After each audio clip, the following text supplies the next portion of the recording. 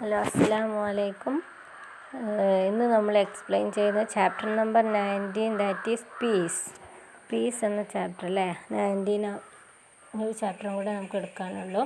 അപ്പോൾ പീസ് എന്ന വേർഡ് കൊണ്ട് നമുക്ക് അർത്ഥമാക്കുന്നത് സമാധാനം അല്ലേ. ഓക്കെ, അപ്പോൾ ഇതിൽ നമ്മുടെ ഫോക്കസ് ഏരിയ എന്ന് നമുക്ക് ചോദിക്കുന്ന ഭാഗം എന്ന് വെച്ചാൽ വളരെ കുറച്ചാണ്. That is forms of structural violence and the challenges to peace. ആ രണ്ട് ടോപ്പിക്ക് മാത്രമേ എന്ത് ചോദിക്കുന്നുള്ളൂ, നമ്മൾ എക്സാമിന് നമുക്ക് ചോദിക്കുന്ന ടോപ്പിക്കുള്ളൂ. ഓക്കെ, അപ്പോൾ അത്രമാത്രം എന്ത് ചെയ്താൽ മതി, നിങ്ങൾ ഈ ഭാഗത്ത് നിന്ന് പഠിച്ചാൽ മതി. അപ്പോൾ ഞാൻ അതിൻ്റെ ഒരു ഇൻട്രൊഡക്ഷനായിട്ട് പറയാം. What is mean by peace എന്ന് പറഞ്ഞാൽ എന്താണ്? അത് ഈ നോട്ടിലുള്ളത് തന്നെ. Absence of war, right, massacre, such type of activities are called peace അല്ലേ.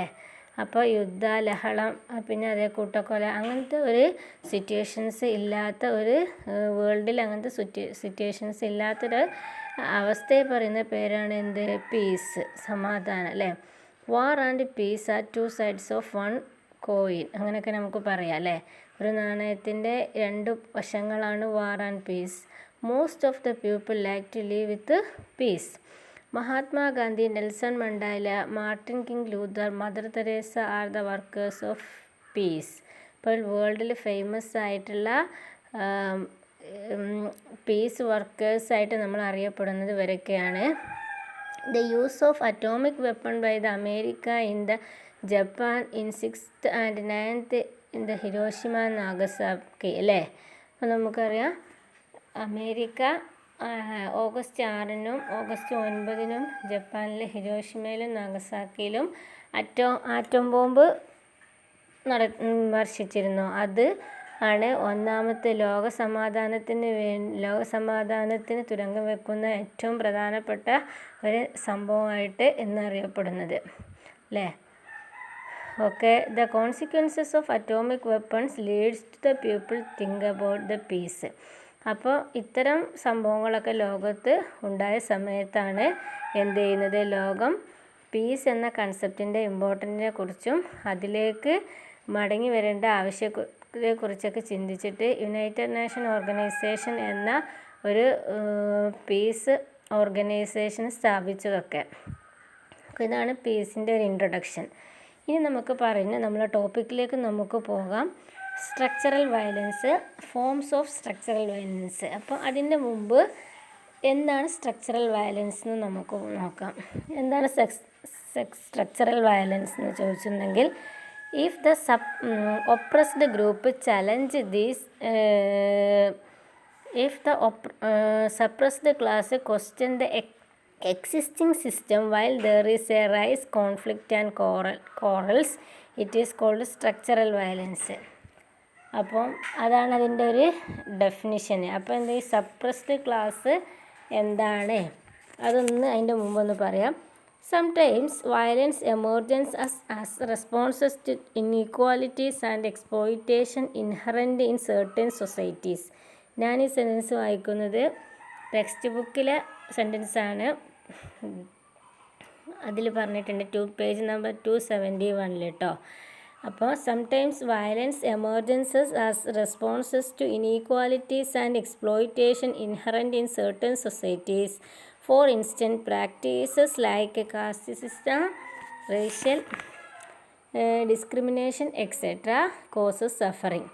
അപ്പോൾ നമുക്കറിയാം ഇത് ഇങ്ങനത്തെ ഒരു സ്ട്രക്ചറൽ വയലൻസ് എന്നുള്ള ഒരു കൺസെപ്റ്റ് ഉണ്ടാവാൻ കാരണം എന്താണ്? Inequalities and exploitation inherent in certain society. സമൂഹത്തിലെ ചില വിഭാഗങ്ങൾക്കിടയിൽ അല്ലെങ്കിൽ സമൂഹത്തിലെ ചില ഇനീക്വാലിറ്റി, ചില തുല്യതയില്ലായ്മ, ചില ചൂഷണങ്ങൾ ഒരു വിഭാഗം അനുഭവിക്കുന്നുണ്ടാകുന്ന സമയത്താണ് ഈ സ്ട്രക്ചറൽ വയലൻസ് എന്ന ഒരു കൺസെപ്റ്റ് അല്ലെങ്കിൽ ആ ഒരു പീസിനെതിരെയുള്ള ഒരു പ്രോസസ്സ് ഉണ്ടാവുക. അപ്പം ഏതൊക്കെ രൂപത്തിൽ ഇൻഇക്വാലിറ്റീസ് ഉണ്ടാവാം? കാസ്റ്റ് സിസ്റ്റത്തിൻ്റെ രൂപത്തിൽ, അതായത് ജാതി സമ്പ്രദായം, റേഷ്യൽ ഡിസ്ക്രിമിനേഷൻ, വർഗം, അങ്ങനത്തെ കുറേ എന്തുണ്ടാവാം, ഇനീക്വാലിറ്റീസ് ഉണ്ടാകും. അതൊക്കെ എന്ത് ചെയ്യും, ഇത്തരം വിഭാഗങ്ങൾ വളരെയധികം അവഗണിക്കപ്പെടുന്നതും ചൂഷണം ചെയ്യപ്പെടുന്ന ഒരവസ്ഥയിലേക്ക് മാറും. If the oppressed group challenge the system, that may also lead to conflict.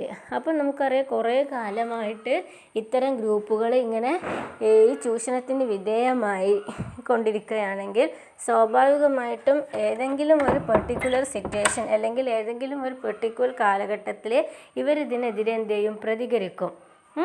അത് സ്വാഭാവികമാണല്ലോ അല്ലേ.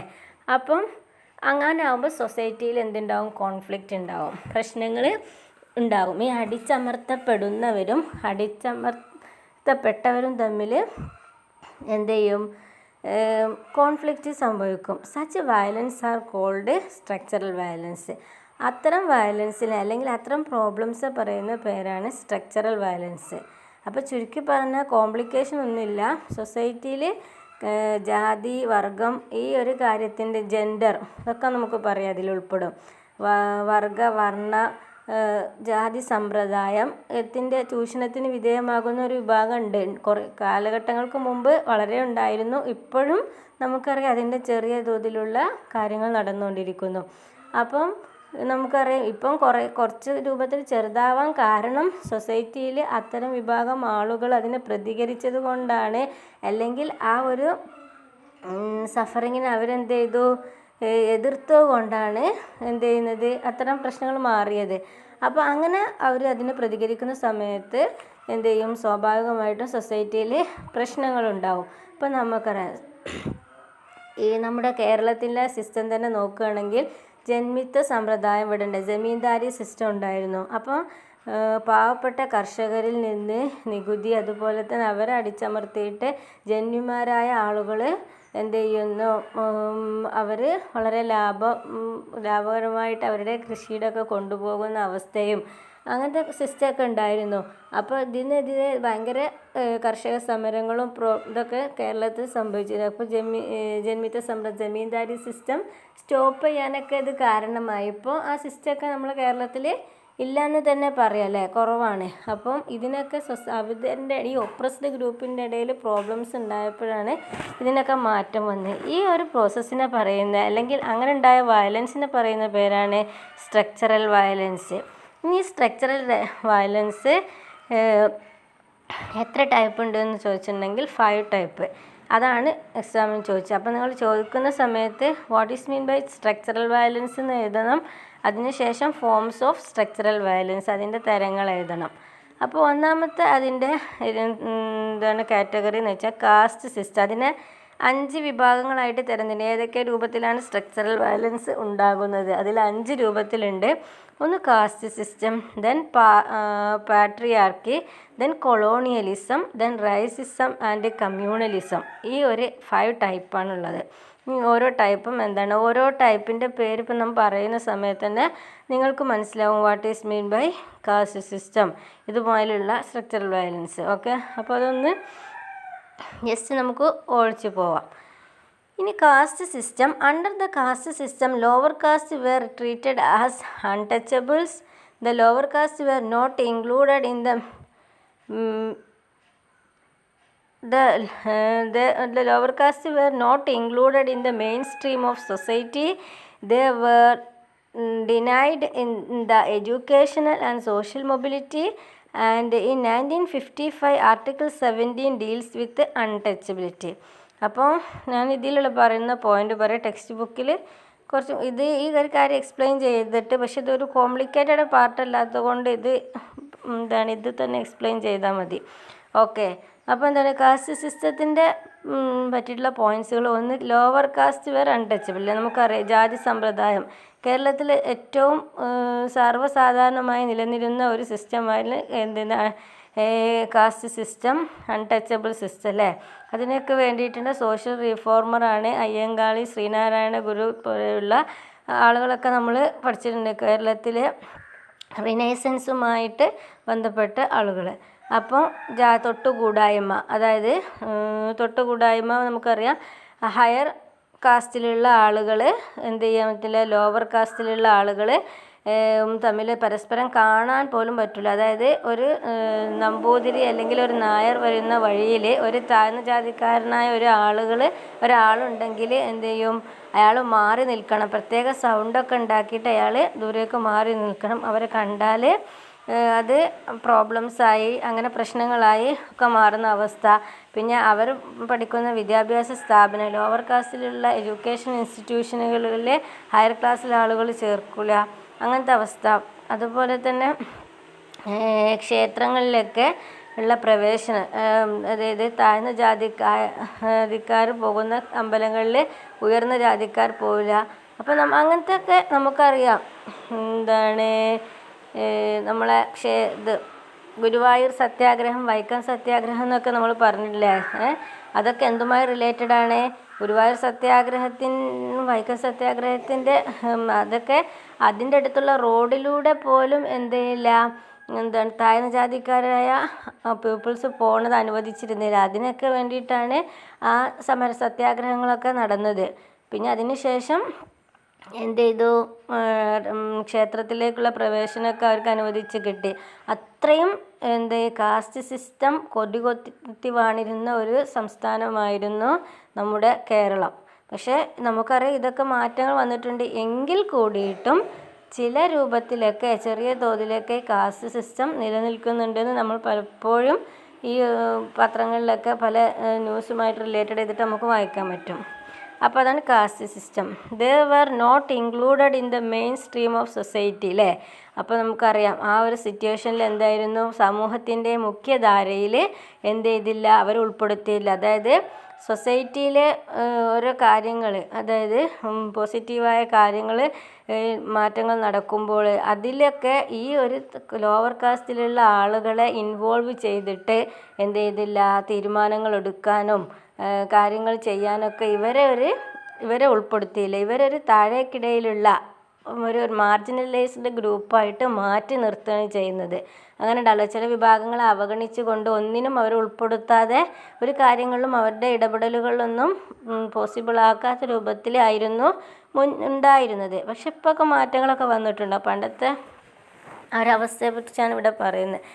Okay, they were denied the educational and social mobility അല്ലേ? വിദ്യാഭ്യാസപരമായിട്ടും സാമൂഹികപരമായിട്ടുമുള്ള ഉന്നമനം അവർക്ക് എന്ത് ചെയ്തിരുന്നു, നിഷേധിച്ചിരുന്നു. അതുകൊണ്ടാണ് അയ്യങ്കാളി, നമ്മൾക്കറിയാം പുലയരുടെ രാജാവ് എന്നൊക്കെ ഗാന്ധിജി വിശേഷിപ്പിച്ചത് അയ്യങ്കാളിയാണ്. അയ്യങ്കാളി തിരുവനന്തപുരത്തെ വെങ്ങാനൂരിൽ എന്ത് ചെയ്യും, ഒരു താഴ്ന്ന ജാതിക്കാരായ കുട്ടികൾക്ക് ഒരു പള്ളിക്കൂടമൊക്കെ സ്ഥാപിച്ചതിൻ്റെയൊക്കെ ഹിസ്റ്ററി നമ്മൾ വായിച്ചിട്ടുണ്ട്, നമുക്കറിയാം, നമ്മൾ 10ാം ക്ലാസ്സിലൊക്കെ പഠിച്ചിട്ടുണ്ട്. അപ്പോൾ അതുകൊണ്ട് ആ ഒരു ലോവർ കാസ്റ്റിൻ്റെ ഉന്നമനത്തിന് വേണ്ടിയിട്ട് പ്രവർത്തിച്ച ആളുകൊണ്ടായതുകൊണ്ടാണ് ഗാന്ധിജി അദ്ദേഹത്തിൻ്റെ പുലയ രാജ എന്നൊക്കെ വിളിച്ചത്. അപ്പോൾ അന്നത്തെ കാലത്ത് വിദ്യാഭ്യാസം നേടാൻ കഴിവും താല്പര്യമൊക്കെ ഉണ്ടെങ്കിൽ കൂടിയിട്ട് ലോവർ കാസ്റ്റിലുള്ള ആളുകൾക്ക് എന്ത് ചെയ്തു, ഇതൊക്കെ ഡിനൈ ചെയ്യുന്ന അല്ലെങ്കിൽ നിഷേധിക്കുന്ന ഒരവസ്ഥയാണ് ആൻഡ് സോഷ്യൽ മൊബിലിറ്റി. അപ്പോൾ ഈ ഒരു വിദ്യാഭ്യാസത്തിലൂടെയും ഒരു ഉണ്ടാകുന്ന സാംസ്കാരികപരമായിട്ടുള്ളതും സാമൂഹികപരമായിട്ടുള്ള മൊബിലിറ്റി, ഒരു ഉന്നമനം, ഒരു മാറ്റം ഇത്തരം ആളുകൾക്ക് നിഷേധിക്കപ്പെട്ടിരിക്കുന്നു. വിദ്യാഭ്യാസം കൊടുക്കുന്നില്ലല്ലോ, പിന്നെ അതിൽ നിന്നല്ലേ പുരോഗതി ഉണ്ടാവുക. അപ്പം ബാക്കി കാര്യങ്ങളൊക്കെ അവർക്ക് നിഷേധിച്ചിരുന്നു. In 1955 article 17 deals with untouchability. ഇപ്പോൾ അതിനൊക്കെ ശേഷം നമുക്കറിയാം 1955 ഇന്ത്യ റിപ്പബ്ലിക് ആയതിനൊക്കെ ശേഷം തൊട്ടുകൂടായ്മക്കെതിരെ എന്ത് ചെയ്തു, ഒരു ആർട്ടിക്കിൾ തന്നെ ഇന്ത്യൻ കോൺസ്റ്റിറ്റ്യൂഷനിൽ വന്നിട്ടുണ്ട്. അതേതാണ് ആർട്ടിക്കിൾ 17 അൺടച്ചബിലിറ്റി. അതായത് തൊട്ടുകൂടായ്മ ഒരു കുറ്റമായിട്ട്, ഒരു ക്രിമിനൽ കുറ്റമായിട്ട്, അങ്ങനെ ആ ഒരു ഫീലിങ്സ് അല്ലെങ്കിൽ അങ്ങനത്തെ ഒരു കാര്യം ആരെങ്കിലും ചെയ്താൽ അത് ഇന്ത്യൻ ഭരണഘടനാ പ്രകാരം ഒരു തെറ്റാണ്, ഒരു ശിക്ഷ അർഹിക്കപ്പെടുന്ന ഒരു കുറ്റമാണ് എന്ന രൂപത്തിൽ ഇന്ത്യൻ ഭരണഘടനയിൽ എഴുതി ചേർക്കപ്പെട്ടിട്ടുണ്ട്. അപ്പോൾ മനസ്സിലായല്ലോ, അതാണ് caste system.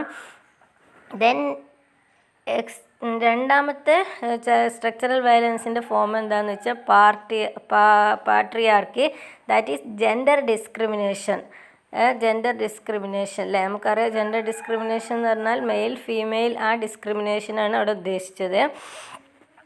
All type of exploitation towards woman. അപ്പോൾ ഇവിടെ പ്രധാനമായിട്ടും ഉദ്ദേശിക്കുന്നത് എന്താണ്? പുരുഷ മേധാവിത്വം അല്ലെങ്കിൽ സ്ത്രീയെ അടിച്ചമർത്തുന്ന ആ ഒരു പ്രോസസ്സ്, അതാണ് പാട്രിയാർക്കി എന്നുള്ള പ്രോസസ്സ് ഒരു ടേം കൊണ്ട് ഇവിടെ ഉദ്ദേശിക്കുന്നത്.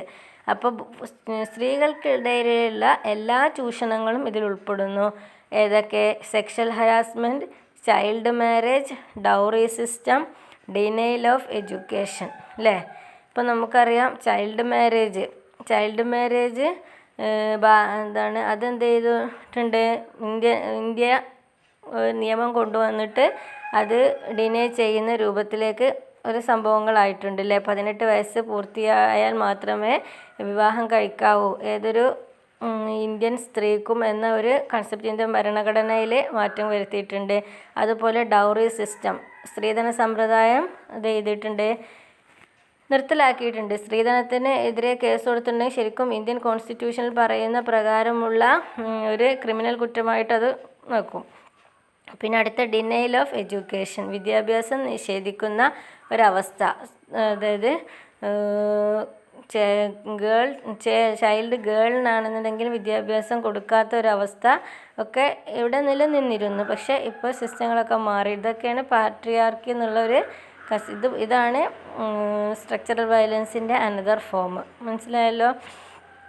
അപ്പോൾ ഇത്തരം പ്രശ്നങ്ങളൊക്കെ സൊസൈറ്റിയിൽ ഉണ്ടായ സമയത്തായിരുന്നു എന്ത് ചെയ്തിരുന്നത്? പ്രോബ്ലംസ് ഉണ്ടായിരുന്നു, വയലൻസ് ഉണ്ടായിരുന്നത്.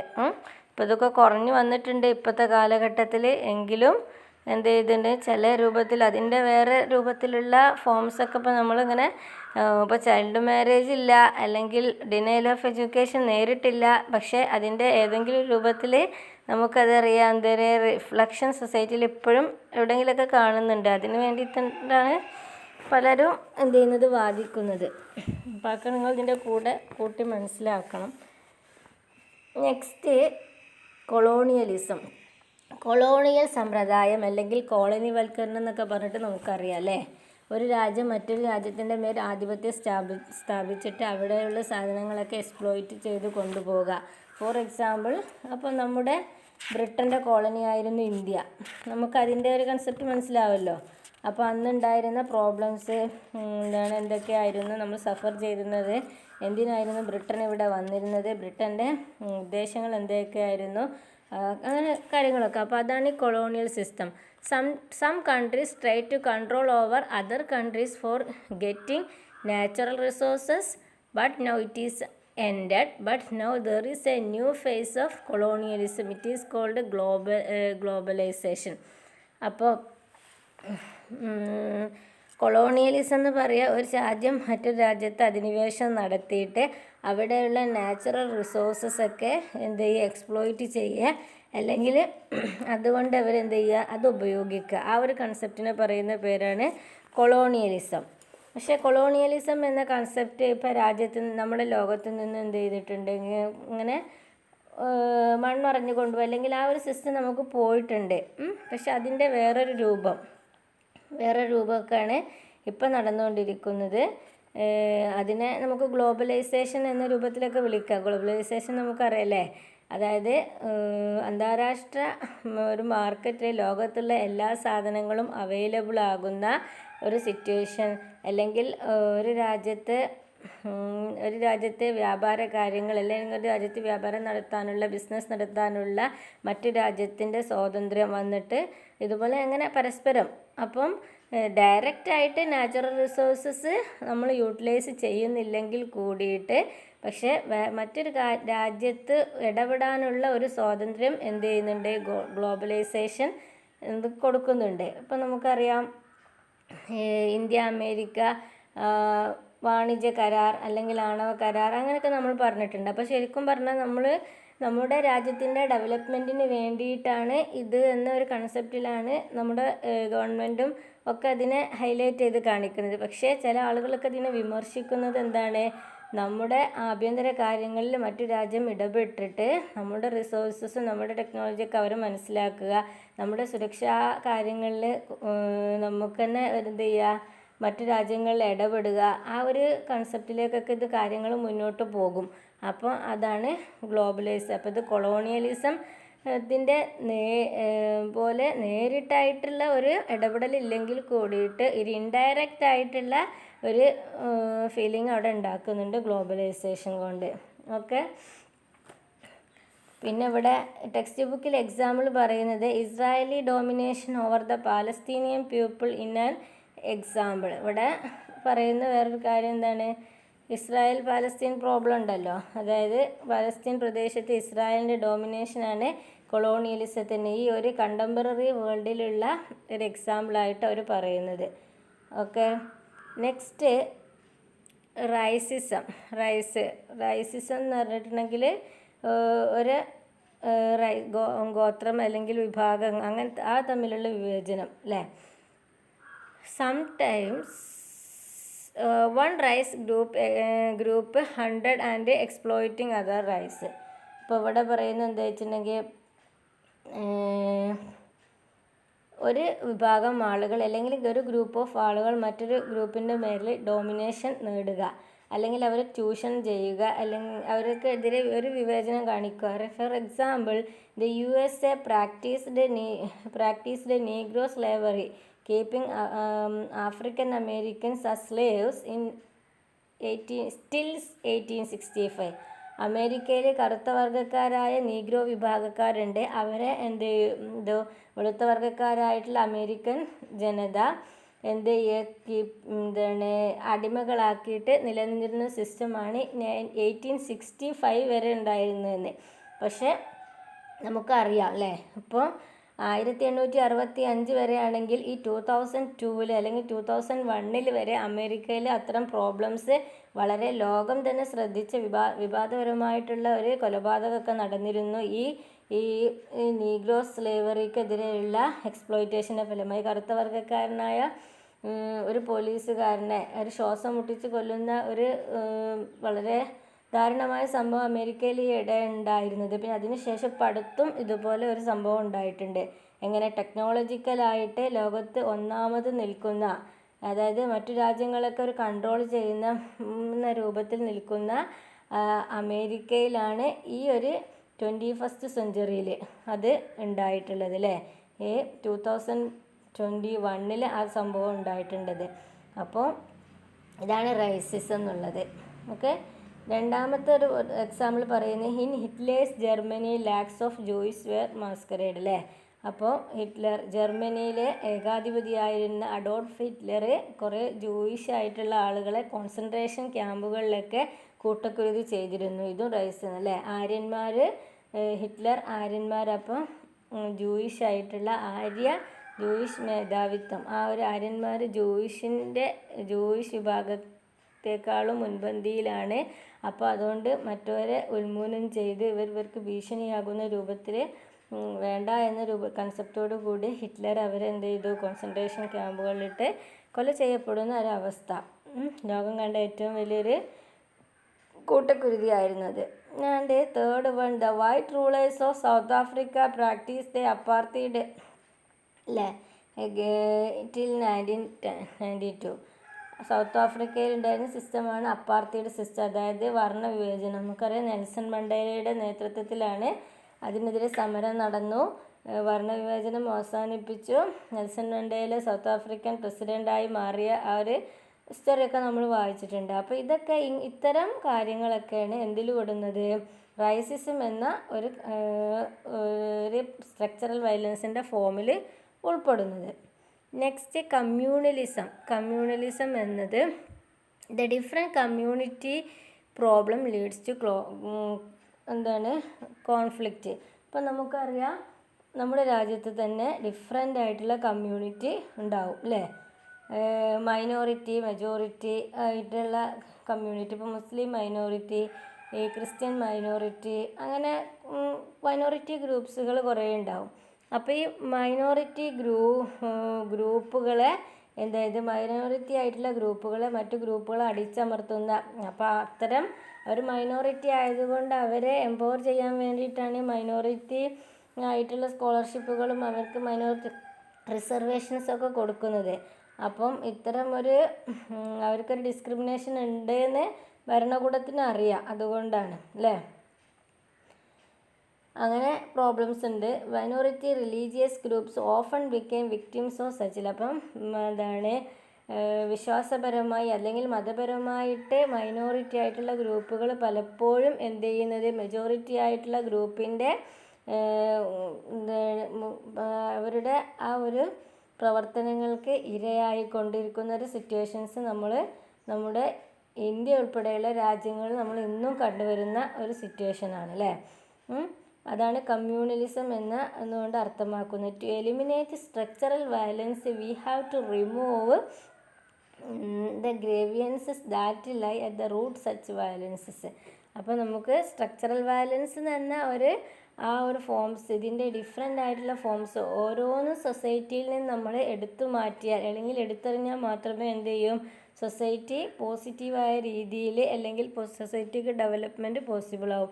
ഇപ്പോൾ ഗവൺമെൻറ്റിൻ്റെ തലത്തിൽ ഇപ്പോൾ ഇന്ത്യൻ കേസ് തന്നെ നമ്മൾ സ്വാതന്ത്ര്യം കിട്ടിയതിന് ശേഷം ഇന്ത്യൻ കോൺസ്റ്റിറ്റ്യൂഷൻ വന്നതിന് ശേഷം ഇത്തരം സ്ട്രക്ചറൽ വയലൻസിനെതിരെയുള്ള പലതരത്തിലുള്ള നടപടികൾ എടുത്തിട്ടുണ്ട്. അപ്പോൾ അതിന് ഒരു എക്സാമ്പിൾ നമ്മൾ പറഞ്ഞതാണ്. ഒന്ന്, അൺടച്ചബിലിറ്റിക്കെതിരെയുള്ള ആർട്ടിക്കിൾ 17, പിന്നെ അതുപോലെ തന്നെ ഡൗറി സിസ്റ്റം നിർത്തലാക്കാൻ വേണ്ടിയിട്ടുള്ള ചൈൽഡ് മാരേജ്, അതുപോലെ തന്നെ മൈനോറിറ്റി ആയിട്ടുള്ള ആളുകൾക്ക് റിസർവേഷൻ കൊടുക്കുന്നത്, അതൊക്കെ ഇതിൻ്റെ ഭാഗമായിട്ട് ഇത്തരം സ്ട്രക്ചറൽ വയലൻസ് സൊസൈറ്റിയിൽ നിന്ന് റിമൂവ് ചെയ്യാൻ വേണ്ടിയിട്ട് ഗവൺമെൻറ്റിൻ്റെ ഭാഗത്തു നിന്ന് എടുത്ത നടപടികളാണ്. ഓക്കെ, അപ്പോൾ ഇതാണ് സ്ട്രക്ചറൽ വയലൻസിൻ്റെ ഫോംസ്. ഇത് നോക്കുക. അതിനുശേഷമുള്ള വേറൊരു ചെറിയ ടോപ്പിക്കാണ് contemporary challenges to peace. Peace എന്ന ആ ഒരു കൺസെപ്റ്റിനെ ഇന്നത്തെ ആനുകാലിക ലോകത്തുണ്ടാകുന്ന പ്രതിസന്ധികൾ എന്തൊക്കെയാണ്, എന്തൊക്കെ പ്രതിസന്ധികൾ, അത് നമുക്ക് ശരിക്കും കത്തിയടിച്ച് പറയാൻ പറ്റിയൊരു ടോപ്പിക്കാണ്. കാരണം അത് നമുക്ക് അറിയുന്ന ഒരു ഭാഗമാണല്ലേ. അപ്പം നമുക്ക് ഒരു എസ്സേ കോമ്പറ്റീഷനൊക്കെ ചോദിക്കാൻ സാധ്യതയുള്ള ടോപ്പിക്ക് പോലെയാണ്. എങ്കിലും ടെക്സ്റ്റ് ബുക്ക് ബേസ്ഡ് ആയിട്ടുള്ള പോയിൻ്റ് നമുക്ക് നോക്കാം. ഓക്കെ, പേജ് നമ്പർ 276 ടെക്സ്റ്റ് ബുക്കിൽ ആ ടോപ്പിക്ക് വരുന്നത് കേട്ടോ. The present day world faces many challenges and threat to the peace. New problems like terrorism have emerged as a major threat to peace. Even though the UN has contributed substantially to the promotion of the world peace, it has become helpless in the context of many modern developments. അല്ലേ, അതായത് സമാധാനത്തിനെതിരെയുള്ള, ഇപ്പം നമുക്കറിയാം ലോകത്തിലേക്ക് നമ്മൾ നോക്കിയാൽ അല്ലെങ്കിൽ ലോകത്തിൻ്റെ ഇന്നത്തെ അവസ്ഥയിലേക്ക് നോക്കിയാൽ പീസ് എന്ന ഒരു കൺസെപ്റ്റിനെ തുരങ്കം വെക്കുന്ന കുറേ കാര്യങ്ങൾ ലോകത്ത് നടന്നുകൊണ്ടിരിക്കുന്നുണ്ട് അല്ലേ. അപ്പം ഇതിനൊക്കെ തടയിടാൻ വേണ്ടിയിട്ടാണ് നമുക്കറിയാം 2ാം ലോക മഹായുദ്ധത്തിന് ശേഷം, സെക്കൻഡ് വേൾഡ് വാറിന് ശേഷം യുണൈറ്റഡ് നേഷൻസ് ഓർഗനൈസേഷൻ എന്ന പീസ് ഓർഗനൈസേഷൻ ലോകത്തിൽ നിലവിൽ വന്നത്.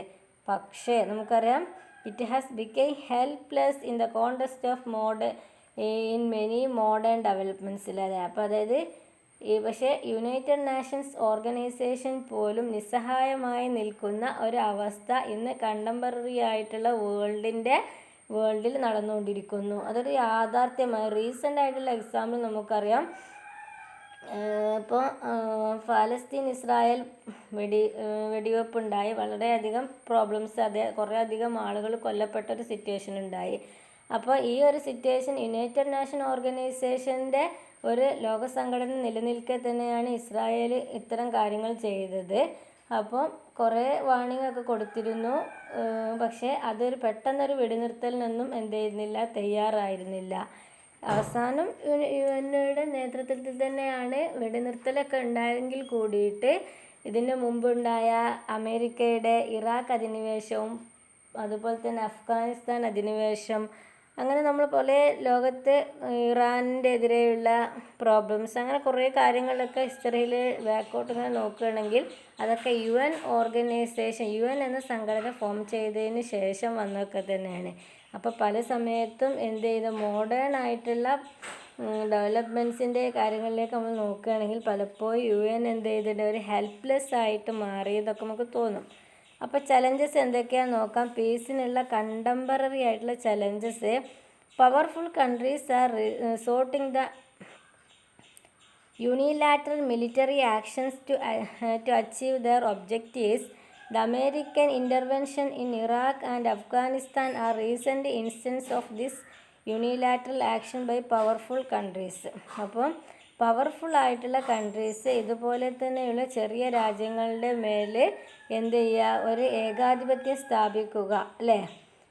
അല്ലെങ്കിൽ അവിടെ അധിനിവേശം നടത്തുക, അല്ലെങ്കിൽ അവരുടെ ആഭ്യന്തര കാര്യങ്ങളിൽ ഇടപെടുക, തീവ്രവാദം അതുപോലെയുള്ള കാര്യങ്ങളൊക്കെ അടിച്ചമർത്താൻ വേണ്ടിയിട്ടാണ് എന്ന പേര് പറഞ്ഞുകൊണ്ട് ആ രാജ്യങ്ങളിൽ അധിനിവേശം നടത്തിയിട്ട് ആ രാജ്യങ്ങളിലെ നാച്ചുറൽ റിസോഴ്സസ് എക്സ്പ്ലോയിറ്റ് ചെയ്യുക. നമുക്കറിയാം അമേരിക്ക ഇറാഖിൽ അധിനിവേശം നടത്തി, അല്ലേ? അപ്പോൾ ഇറാഖിലെ തീവ്രവാദി ISI പോലെയുള്ള ഭീകര സംഘടനകളെ തിരുത്താനെന്ന പേരിലൊക്കെ ഇറാഖ് അവിടെ ഇൻ്റർവെൻഷൻ നടത്തി. പക്ഷേ നമുക്ക് ലോകത്തുള്ള മിക്കവാറും എല്ലാവർക്കും അറിയുന്നൊരു കാര്യമാണ്, ഇറാഖിലെ സമ്പന്നമായ എണ്ണപ്പാടങ്ങൾ കണ്ടിട്ടാണ് അമേരിക്ക അവിടെ ഇൻ്റർവെൻഷൻ നടത്തിയതെന്ന്. അതുപോലെ തന്നെ അഫ്ഗാനിസ്ഥാൻ്റെ കേസിലൊക്കെ അതൊരു എക്സാമ്പിളായിട്ട് പറയുന്നു. അതാണ് പീസിനുള്ള ഒരു ചലഞ്ച്.